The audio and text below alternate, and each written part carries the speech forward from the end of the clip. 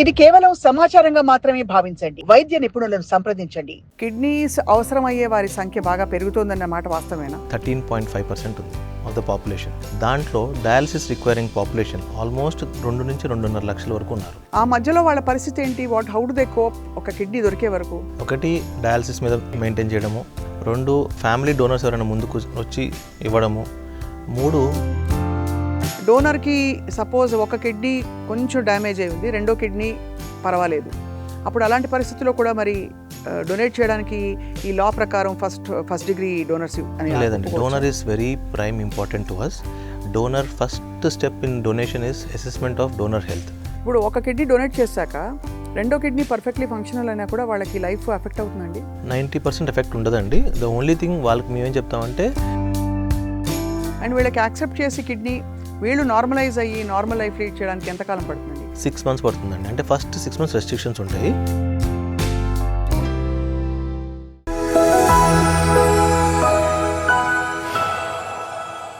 Welcome to Sakshi life. August 13 world organ donation day.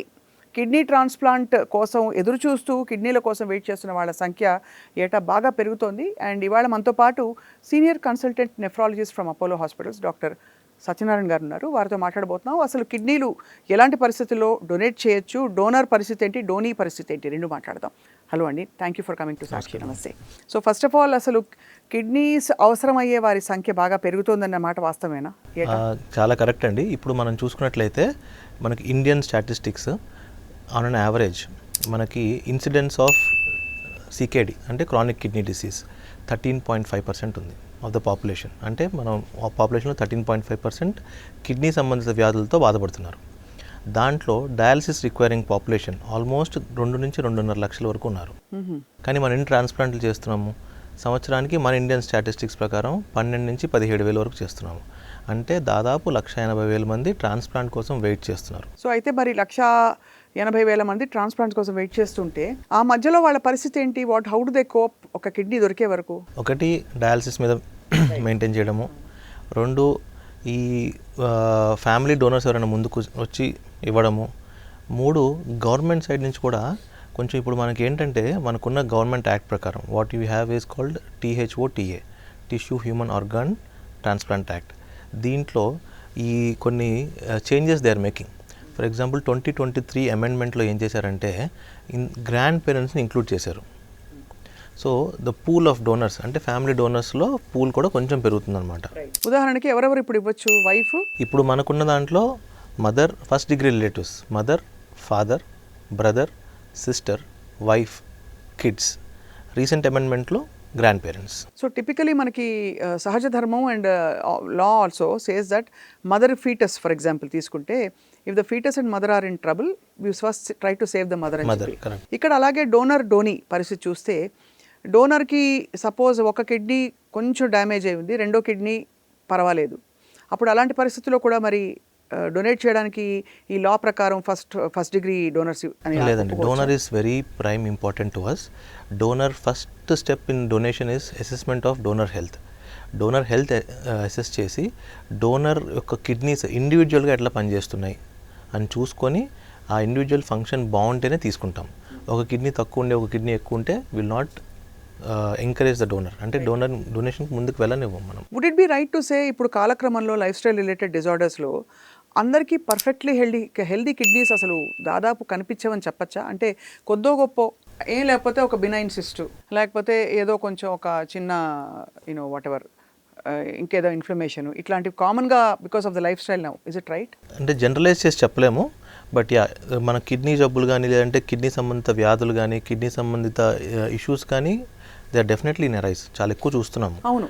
But అట్లా అని ఇప్పుడు on the other side ఏమవుతుందంటే, ఇప్పుడు ఈ సోషల్ మీడియా వల్ల ఎంత బ్యాడ్ జరుగుతుందో ఎంతో కొంత గుడ్ కూడా జరుగుతుంది. ఇప్పుడు మనలాంటి వాళ్ళు ఇట్లాంటి టాక్స్ షోస్ చేయడము, చాలామంది ఇన్ఫ్లుయెన్సర్స్ హైడ్రేషన్ ప్రమోట్ చేయడము, లేదంటే హెల్తీ లైఫ్ స్టైల్ ప్రమోట్ చేసి ఇన్ఫ్లుయెన్స్ కూడా ఉన్నారు కొంతమంది. సో అలా వాటికి ఇన్ఫ్లుయెన్స్ అయ్యి లైఫ్ స్టైల్ మార్చుకొని కొంచెం బెటర్ అయిన సందర్భాలు కూడా కొన్ని ఉన్నాయి. ఎక్కువ చెప్పను, but yeah definitely they are there. నేను ఎందుకు ఈ ప్రశ్న స్పెసిఫిక్గా అడిగానంటే, దాదాపు HbA1c లెవెల్స్ కొంచెం ఎలివేటెడ్గానే ఉంటున్నారు అందరికి తప్ప 5.2, 5.1 అయితే అసలు ఉండట్లే. 5.6 కంటే దాటి సమ్ టైమ్స్ 6.5 కూడా నార్మలైజ్ చేసే పరిస్థితికి వచ్చాం, ఎస్పెషలీ ఒక 30-40 ఏళ్ళు దాటితే. అవును. సో మరి ఈ పరిస్థితుల్లో డోనర్స్ కూడా తగ్గిపోతున్నట్టే, ఎందుకంటే అంత పర్ఫెక్ట్ హెల్త్లో ఉండి చక్కటి పారామీటర్స్ తోటి ఏ విధమైన వ్యాధులు లేకుండా ఉండే వాళ్ళ సంఖ్య ఎంతమంది ఉన్నారనేది క్వశ్చన్. డెఫినెట్లీ డోనర్ పూల్ తగ్గుతుంది. మనం డోనర్ పూల్ గురించి మాట్లాడుకున్నప్పుడు ఓన్లీ లైవ్ డోనర్స్ గురించే మాట్లాడుకోకూడదు, కెడావర్ డోనర్ గురించి కూడా మాట్లాడుకోవాలి. బట్ కెడావర్కి కూడా వాళ్ళు జీవించి ఉన్నంత కాలం, లేదు వాళ్ళ బాడీ ఫంక్షనల్గా ఉన్నంత కాలం ఏదో ఒక కోమార్బిడ్ సిమ్టమ్స్ ఏవో ఉండుంటాయి. Definitely just because brain is dead, does it mean that those symptoms will be set right and the diabetes would have gone down for example? Cadaveric డోనర్స్లో ఏమవుతుందంటే మనము డోనర్ తీసుకునేటప్పుడు ఆ కిడ్నీని అసెస్ చేసుకొని ఆ కిడ్నీ అవసరమైతే ఆ కిడ్నీ బయాప్సీ కూడా చేసి ఈ చేంజెస్ కిడ్నీ మీద పడ్డాయా లేదా చూసుకొని దాని తర్వాతే డొనేషన్కి వెళ్తాం. అదే. సో వీఆర్ కొంచెం ఎక్స్ట్రా కేర్ తీసుకుంటాం అనమాట కెడావర్ డోనర్స్లో. సో మరి ఓకే సరే, డోనర్స్, ఈ కెడావరిక్ డోనర్స్ ఇది పర్ఫెక్ట్గా ఉన్న మనిషి నుంచి పర్ఫెక్ట్ కిడ్నీని తీసుకెళ్ళి ట్రాన్స్ప్లాంట్ చేశారు.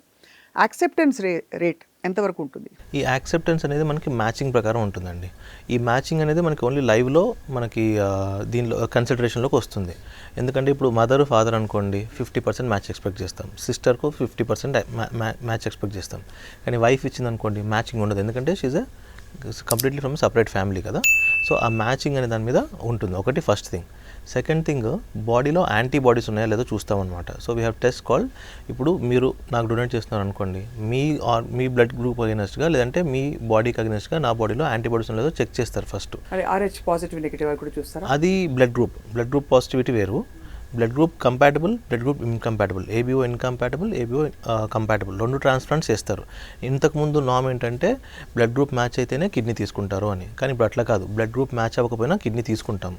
బట్ దానికి కొంచెం వేరే ప్రోటోకాల్ ఉంటుంది ఆ ట్రాన్స్ప్లాంట్కి. ఇప్పుడు ఒక కిడ్నీ డొనేట్ చేశాక రెండో కిడ్నీ పర్ఫెక్ట్లీ ఫంక్షనల్ అయినా కూడా వాళ్ళకి లైఫ్ ఎఫెక్ట్ అవుతుందండి?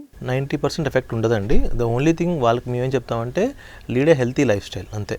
వాటర్ బాగా తాగండి, అన్నెసరీ మెడికేషన్స్, అనవసరంగా pain killers, unnecessary antibiotics, too much meat consumption, too much salt consumption and regular physical activity, ఇవి చేస్తూ 6 monthsకో 1 yearకో ఒకసారి రెగ్యులర్ బాడీ హెల్త్ చెకప్ చేసుకొని రెగ్యులర్ ఫాలోఅప్లో ఉంటే 99% of the times donor health బాగానే ఉంటుంది. అండ్ వీళ్ళకి యాక్సెప్ట్ చేసి కిడ్నీ వీళ్ళు నార్మలైజ్ అయ్యి నార్మల్ లైఫ్ లీడ్ చేయడానికి ఎంతకాలం పడుతుందండి? 6 months పడుతుందండి. అంటే ఫస్ట్ 6 months రెస్ట్రిక్షన్స్ ఉంటాయి, ఎందుకంటే ఈ ఇంజెక్షన్స్ ఈ tablets first 3 to 6 months highest డోస్లో ఇస్తూ ఉంటాం అనమాట. After 2 to 3 months will start reducing డోసులు తగ్గించడం మొదలు పెడతాం. సో అప్పటి నుంచి చిన్నగా రెస్ట్రిక్షన్స్ కూడా తీసేస్తూ ఉంటాము. 3 months తర్వాత కొంచెం బయటకు వెళ్ళమని చెప్తాము, 6 months తర్వాత వర్క్కి వెళ్ళమని చెప్తాము. By the end of 1 year I think they will have a pretty normal life. And physical activity అది కూడా కొంత దాదాపు నార్మల్గా ఉంచొచ్చు. చాలా మంది ఉంటారండి నా పేషెంట్స్, పోస్ట్ ట్రాన్స్ప్లాంట్ జిమ్కి వెళ్ళి ఎక్సర్సైజ్ చేసేవాళ్ళు ఉన్నారు, ఫుట్బాల్ ఆడేవాళ్ళు ఉన్నారు, బ్యాడ్మింటన్ ఆడేవాళ్ళు ఉన్నారు. డోనీస్ పరిస్థితులు చూస్తున్నాం కాబట్టి డోనర్స్లో ఇంకా ఇతర ఏ సమస్యలు, not directly kidney related but maybe కొంచెం స్టోన్స్ అక్కడక్కడ, లేదు ఇంకేమన్నా కొంచెం వాటిని కరెక్ట్ చేయడం అలాంటి జరుగుతూ ఉంటుందా to set them right? Yes, stone disease ఉంటే చిన్న స్టోన్స్ ఉంటే ఆన్ టేబుల్ ఎక్స్ట్రాక్ట్ చేస్తారు.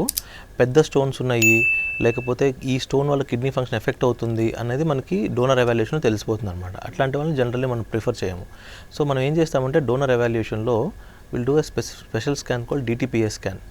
ఈ DTPA స్కాన్లో 2 కిడ్నీలు మామూలుగా ఇప్పుడు ఏమవుతుంది, మనం మీ కిడ్నీస్ బాగున్నాయో లేదో కనుక్కోవాలంటే మనం ఏం చేస్తాము, క్రియాటిన్ అనేది టెస్ట్ చేస్తాం, లేదంటే అల్ట్రాసౌండ్ చేస్తాము. కానీ ఈ క్రియాటిన్ అనేది 0.5 ఉందనుకోండి, లేదంటే 0.7 0.8 ఉంది. సో మీ అజంప్షన్ ఏంటి, నా కిడ్నీస్ బాగానే పనిచేస్తున్నాయి అనుకుంటారు. కానీ 2 కిడ్నీస్లో ఒక కిడ్నీ కంప్లీట్లీ పాడైపోయి ఒక కిడ్నీ నార్మల్గా ఉన్నా కూడా మీ క్రియాటిన్ పెరగదు. Okay, then how do you know మీ 2 కిడ్నీలు బాగా పనిచేస్తున్నాయని? అల్ట్రాసౌండ్లో కూడా తెలియదు కదా. అల్ట్రాసౌండ్లో కిడ్నీ నార్మల్ కనిపిస్తుంది అంతే. కిడ్నీ ఫంక్షనాలిటీ తెలియాలి అంటే there is a functional scan call DTPA scan. ఇది అందరికీ చేయము. డోనర్ ఎవాల్యుయేషన్ చేస్తున్నప్పుడు ఏ కిడ్నీ తీసుకోవాలి, ఎందుకంటే best kidney will be left to the donor. ఇప్పుడు 2 కిడ్నీస్లో మామూలుగా ఎగ్జాక్ట్లీ 50% పనిచేయవు. ఒకటి 54, ఒకటి 46, లేదంటే ఒకటి 55, ఒకటి 45 అట్లా పనిచేస్తూ ఉంటుంది. అట్లాంటప్పుడు 45% ఉన్న కిడ్నీని తీసుకొని రెసిపియంట్కి ఇచ్చి డోనర్కి బెస్ట్ కిడ్నీ ఇస్తాం. ఓకే, సో ఈ ఫంక్షనాలిటీ స్కాన్ చేస్తే మనకి 2 కిడ్నీలు విడివిడిగా ఎట్లా పనిచేస్తున్నాయి. ఈ 2 కిడ్నీలో ఒక కిడ్నీ బాగా తక్కువ పనిచేస్తుంది అనుకోండి, ఫర్ ఎగ్జాంపుల్ ఈ 2 కిడ్నీలో ఒక కిడ్నీ 30% పనిచేస్తుంది, ఒక కిడ్నీ 70% పనిచేస్తున్నప్పుడు మీ డొనేషన్కి ముందుకు వెళ్ళము. ఎందుకంటే ఆ 30% కిడ్నీ తీసుకుంటే ఈ 70% కిడ్నీ మీద ఇంకా స్ట్రెయిన్ ఎక్కువ అవుతుంది. అండ్ ఈ 30% కిడ్నీ ఇచ్చి మనం రిసిపియంట్ని పెద్దగా ఉద్ధరించేదే ఉండదు. సో అట్లాంటప్పుడు డోనర్గా యాక్సెప్ట్ చేయం వాళ్ళని. మామూలుగా డొనేషన్తో నిమిత్తం లేకుండా కూడా కిడ్నీస్ ఇప్పుడు సైలెంట్ డిసీజ్ కిడ్నీస్ అని చెప్తారు కాబట్టి ఏం చేయాలి, ఏ టెస్ట్లు చేయించుకుని చెప్పచ్చు, ఏ సిమ్టమ్స్, ఫర్ ఎగ్జాంపుల్ తరచుగా పెల్విక్ పెయిన్ రావడం, లో బ్యాక్ పెయిన్, డల్ పెయిన్ వచ్చి అదే పోతుంది, ఇలాంటి సిమ్టమ్స్ని ఎంతవరకు సీరియస్గా పట్టించుకోవాలి? చాలా రకాల కిడ్నీ జబ్బుల్లో పెయిన్ అనేది సిమ్టమ్స్ చాలా తక్కువ చూస్తూ ఉంటాం. పెయిన్ చూసేది ఒకటి కిడ్నీ స్టోన్స్, కిడ్నీ ఇన్ఫెక్షన్, వీటిలో ఎక్కువ చూస్తూ ఉంటాం. కానీ మనకి 60 to 70% of the kidney disease are because of diabetes, hyper tension, genetic conditions and some immunological conditions. వీటిలో దేంట్లో మనకి pain is not a bench mark symptom.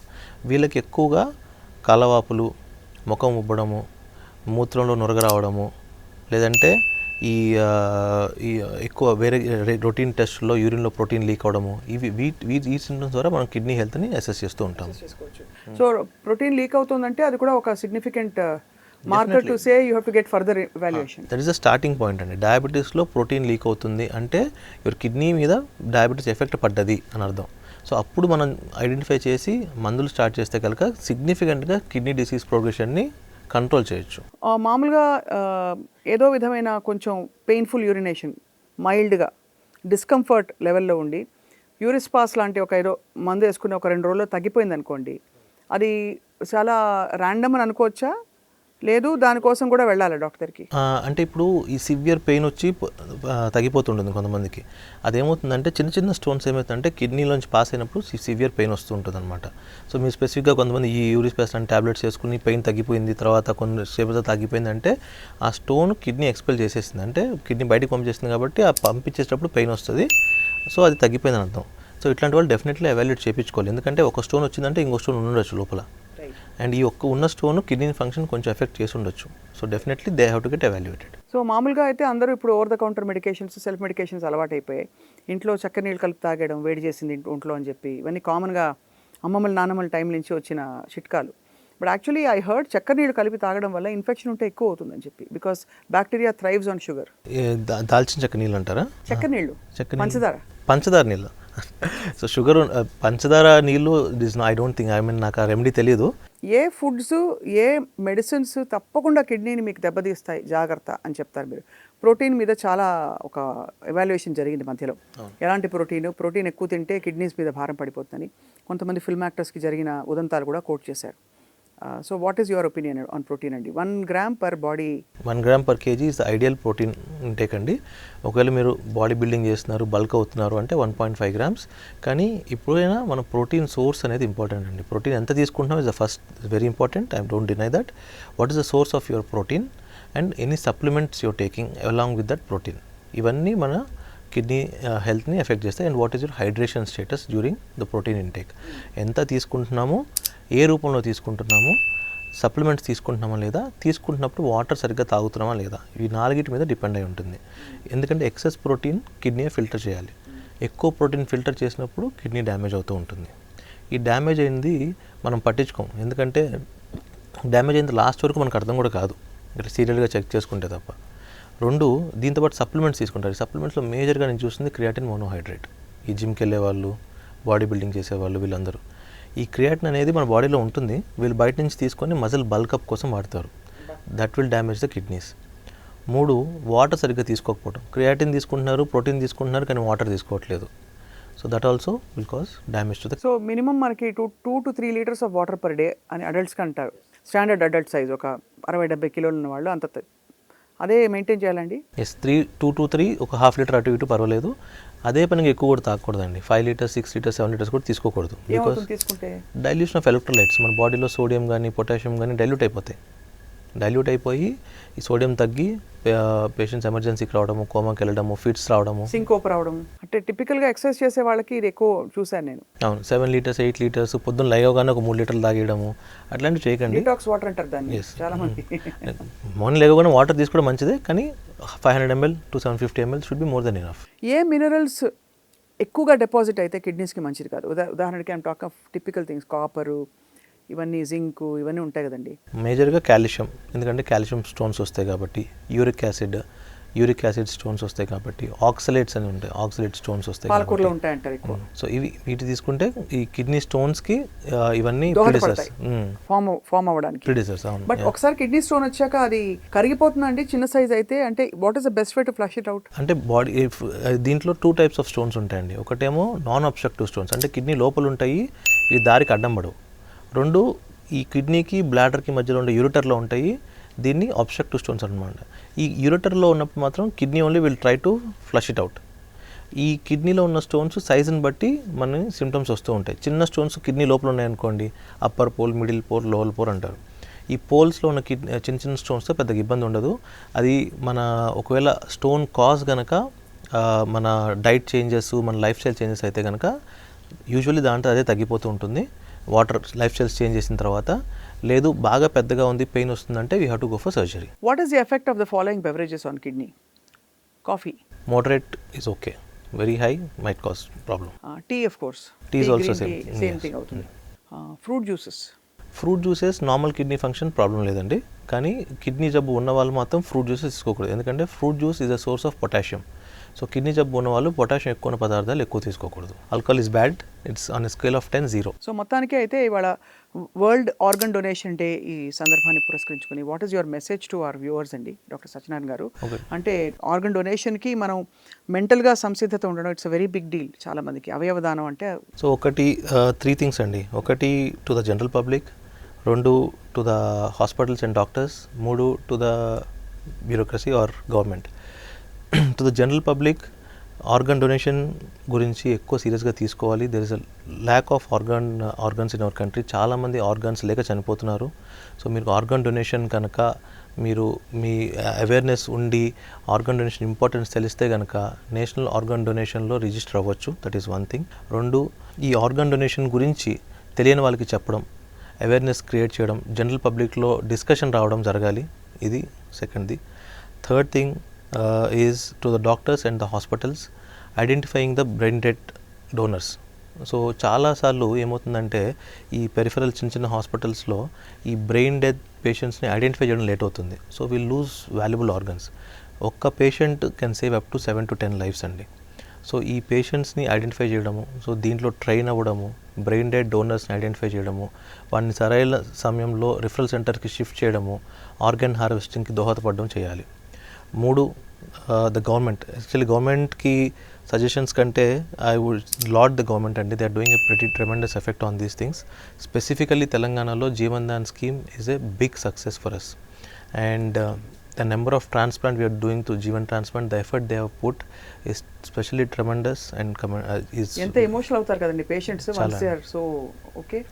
And one more thing, ఇంకొంచెం వర్క్ చేస్తే ఇంకా బాగుంటుంది. ఇప్పటికే చాలా వర్క్ చేశారు. I think the work is continuing. I hope that it will continue and it will be more easy for the patients who are looking for the organs. And only one message I want to give is to the organ donors అండి.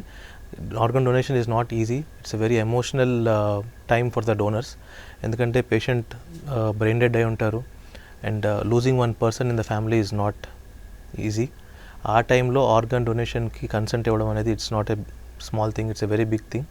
It's వాళ్ళని appreciate చేయాలి మనము, thank you చెప్పాలి, because they saving so many lives. Most emotional case that you handled అంటే which made you feel very fulfilled, అరే నేను ఈ ప్రొఫెషన్లో ఉన్నందుకు ఎంత మంచి జరిగింది, ఒక లైఫ్ చేంజ్ అయింది అనడానికి అన్నట్టు ఎవరైనా ఉన్నారు అట్లా? అంటే ప్రతి ట్రాన్స్ప్లాంట్ ఎమోషనల్ అండి. ఎందుకంటే the journey of A dialysis patient CKD అంటే మనం ఇప్పుడు ఓన్లీ నేను నెఫ్రాలజిస్ట్ కాబట్టి నేను కిడ్నీ గురించి మాట్లాడుతున్నాను. ఒక లివర్ స్పెషలిస్ట్ వస్తే లివర్ గురించి మాట్లాడతారు, ఒక హార్ట్ స్పెషలిస్ట్ వస్తే హార్ట్ గురించి మాట్లాడతారు. But any organ is important. But having said that every transplant is special for any doctor. ఒక ట్రాన్స్ప్లాంట్ ఎక్కువ, ఒక ట్రాన్స్ప్లాంట్ తక్కువ అని ఉండదు. But if you want a story I can tell you couple of stories. I have a patient, ఆయన suicide attempt చేసి dialysis మీద ఉండలేక సూసైడ్ అటెంప్ట్ చేసి అడ్మిట్ చేసి దాని తర్వాత it took at least 6 months to come out of that. దాని తర్వాత he was enrolled in Jeevan Dan scheme with lot of counselling, lot of effort. Every dialysis నేను వెళ్ళి మాట్లాడాలి, చెప్పాలి, మోటివేట్ చేయాలి. దాని తర్వాత 6 months 8 months ఆయనకు ఆర్గన్ వచ్చింది జీవన్ దానిలో, ట్రాన్స్ప్లాంట్ చేయించుకొని ఇప్పుడు యూఎస్లో ఏదో ఎంఎన్సీ కోసం వర్క్ చేస్తున్నారు. It's been 2.5 years. ఆయనకు అసలు ఫస్ట్ కేసు కిడ్నీ ఎందుకు డ్యామేజ్ అయిందండి? He is a diabetic. మనకి అయిపోయింది లైఫ్ 40-50 తర్వాత అని అనుకుంటున్న టైంలో ఇది ఒక కొత్త కొత్త చాప్టర్ మొదలవుతుంది చాలామందికి ఇలా ఆర్గన్ డొనేషన్తో. ఎస్పెషల్లీ ఈ పీక్ ఆఫ్ ఈ 30 to 50 ఇయర్స్ మధ్యలో that is the peak life అండి. అంటే కెరియర్లో పీక్లో ఉంటారు వాళ్ళందరూ. ఆ టైంలో ఈ సెట్ బ్యాక్ అనేది చాలా డిసప్పాయింట్ చేస్తుంది. కరెక్ట్. సో కొంచెం ఫైట్ చేసి ఆ టైంలో చాలామంది డయాలసిస్లో కూడా ఫైట్ చేసే వాళ్ళు ఉంటారు. అంటే it's not saying dialysis is bad. డయాలసిస్లో ఉండి వాళ్ళ పనులు చేసుకొని we have so many patients on dialysis who works for MNCs and team leaders. టీఎంసీలో పనిచేసే వాళ్ళు కొంతమంది ఉన్నారు, విప్రోలో పనిచేసే వాళ్ళు కొంతమంది ఉన్నారు మా దగ్గర, who comes for dialysis in early morning 4 o'clock so that they can go to work. So అలా కూడా ఉన్నారు. సో ఇట్లాంటి వాళ్ళు ట్రాన్స్ప్లాంట్ చేసుకుంటే ఇంకా క్వాలిటీ ఆఫ్ లైఫ్ బాగుంటుంది. ఇన్ఫర్మేటివ్ అండ్ చాలా ఒక almost heartening kind of hope you have given Satyanarayana గారు. చాలామందికి ఐ థింక్ హోప్ వస్తుంది ఇవాళ దట్ జీవన్ దాన్ ప్రోగ్రాంలో ఎన్రోల్ చేసుకుని కిడ్నీ ట్రాన్స్ప్లాంట్ అవసరమైన వాళ్ళు ఇప్పుడు ఎక్కువ వెయిట్ అవసరం కూడా లేకుండా బహుశా కిడ్నీలు దొరకపెట్టుకోవచ్చు. అండ్ దాంతోపాటు కొత్త లైఫ్, ఒక కొత్త చాప్టర్ స్టార్ట్ చేయొచ్చు. అలాగే డోనర్స్ కూడా జీవన్ దాన్ ప్రోగ్రాం ద్వారా మీరు సంసిద్ధంగా ఉంటే కోర్స్ మీకు దానికి కొన్ని పరిధులు ఉంటాయి, పరిమితులు, అందరికీ డొనేట్ చేయలేరు కాబట్టి తప్పకుండా దీనికి మనం ఎన్రోల్ అయ్యి ఒకవేళ కెడావరిక్ పరిస్థితుల్లో అంటే మన బ్రెయిన్ డెడ్ అయిన తర్వాత మన అవయవాలు చాలా వరకు ఇతరులకు ఉపయోగపడవచ్చు. అటువంటి డిక్లరేషన్ కనుక ముందే ఎన్రోల్ చేసి ఇచ్చుకుంటే బహుశా మనల్ని తీసుకెళ్ళి సురక్షితంగా కరెక్ట్ పరిస్థితుల్లో మన కిడ్నీస్ అలాగే మన ఐస్, లివర్, లంగ్ అన్నీ కూడా ఇతరులకు ఉపయోగపడతాయి. ఇంతకంటే గొప్ప సార్థకత ఉండదు జీవితానికి. సో అది గుర్తుంచుకుందాం మనందరం కూడా. Thank you very much Satyanarayana గారు.